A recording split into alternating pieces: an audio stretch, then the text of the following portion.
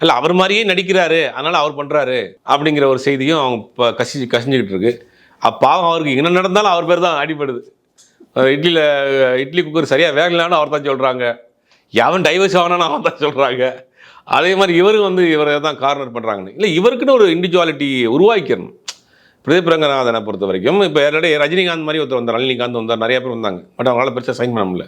பாக்யராஜ் மாதிரி யோகராஜன் ஒருத்தர் வந்தார், ஒரு 4-5 படம் பண்ணார், பெரிய ஹிட்லாம் ஆச்சு. அதே மாதிரி கண்ணாடி போட்டிருப்பாரு, அதே மாதிரி பாடி லாங்குவேஜ், அதே மாதிரி பேசுவார். அப்புறம் ரொம்ப நாள் அவங்க நிற்க முடியல.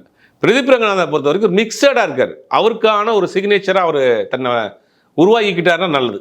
அவர்கிட்ட ஒரு பெரிய ஒரு கண்டென்ட் கிரியேட் பண்ணக்கூடிய அளவுக்கு, ஸ்டோரி கிரியேட் பண்ணக்கூடிய அளவுக்கு திறமை உள்ள ஒரு டைரக்டர், பேசிக்காக நல்ல ஒரு கிரியேட்டர். பட் இப்போ நடிகராகவும் அந்த ப்ரொமோஷன் ஆகிருக்கிறார்.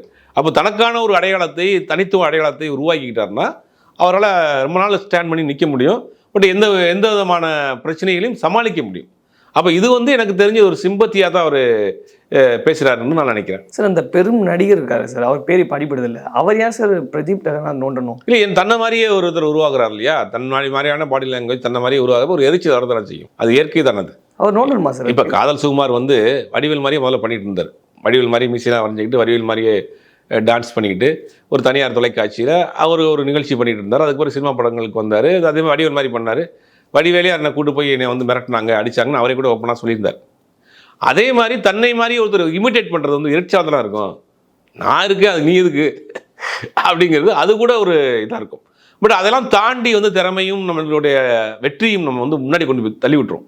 அது நம்ம உருவாக்கணும். ஒருத்தர் மாதிரி நம்ம ஏன் பண்ணணும்?